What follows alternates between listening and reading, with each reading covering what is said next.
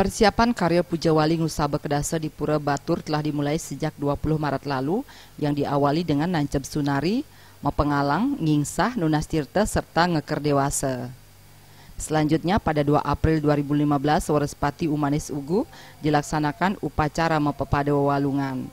Menurut pengemong Pura Ulun Danu Batur Jero Gede Batur Alitan, pada Warespati Umanis Ugu dilaksanakan bakti mainoman, ngadegang bagi pulekerti, serta mepepada wawalungan.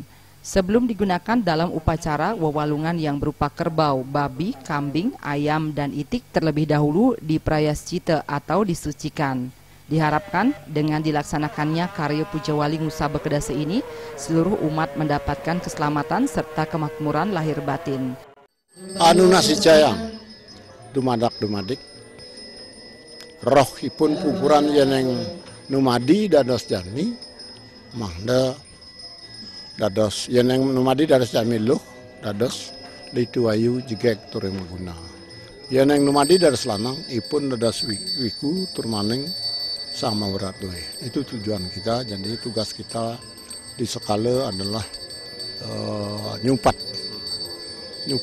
atman beburon punika mangda ring namitosipun mana san nincap kadi bas ciang lewau niku suksemanipun Wali Ngusaba Kedasa puniki ida betara turun kabeh buyos-yos nunasicang jagat Bali puniki riantukan ida batari iki kasinanggah kesungguh diyakini oleh umat Hindu dimanapun berada.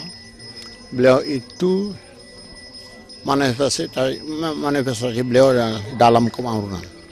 Nah, kemakmuran artinya bukan nenten je kemakmuran sandang papan.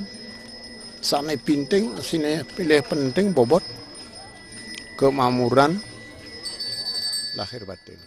Setelah upacara mepepada wawalungan ini, tepat pada Purnama Kedasa dilaksanakan Pepada Agung yang merupakan puncak Puja Wali Ngusaba Kedasa. Selanjutnya mulai tanggal 6 hingga 14 April 2015 akan dilaksanakan bakti penganyar secara bergiliran dari masing-masing kabupaten kota di seluruh Bali. Sementara bakti penyineb akan dilaksanakan pada tanggal 16 April 2015 pada Warespati Kliwon Klawu. Bayudi dan Puturatna, Bali TV.